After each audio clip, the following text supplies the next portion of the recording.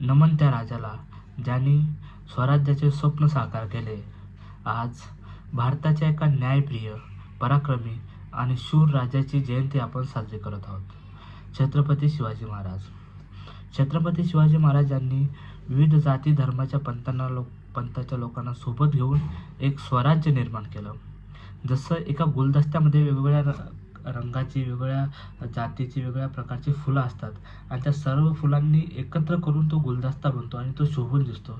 तसंच शिवाजी महाराजांनी सुद्धा आपल्या स्वराज्यामध्ये वेगवेगळ्या जाती धर्माच्या व पंथाच्या लोकांना सोबत घेऊन एक स्वराज्य निर्माण केलं आणि ते गुलदस्त्यासारखं सुंदर असं राज्य त्यांनी स्थापित केलं होतं. आज सुद्धा आपण जेव्हा आज आपल्या भारतीय समाजाचा विचार करतो, तर आज सुद्धा आपल्या भारतीय समाजामध्ये विविध जाती पंथांचे आणि धर्माचे लोक राहत आहेत आणि या सर्व लोकांना आपण सर्व लोकांनी एकत्रित राहून, जसं शिवाजी महाराजांनी त्या काळात गुलदस्त्यात सर्वांना, स्वराज्याच्या गुलदस्त्यात सर्वांना बांधून ठेवलेलं होतं, त्याप्रकारे आज सुद्धा आपण जर का सर्वांनी एकत्र राहून या गुलदस्त्यात बांधून राहिलं तर आपल्या देशाची शोभा अजून वाढेल.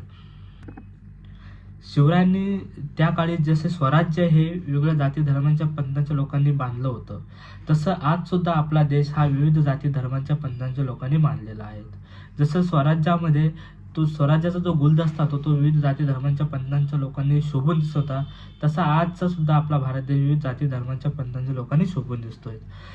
आणि हे स्वराज्य आपल्याला जर टिकवून ठेवायचं असेल, आपलं आजचं जे स्वराज्य आहे ते जर टिकवून ठेवायचं असेल, तर आपण सर्वांनी या गुलदस्त्यामध्ये एकमेकांसोबत न्यायानं, समतेनं आणि बंधुत्वाने राहण्याची गरज आहोत. आज शिवरायांच्या जयंतीच्या या मंगल दिवशी आपण त्यांच्या या विचारांना आत्मसात करूया अशीच आशा बाळगतो.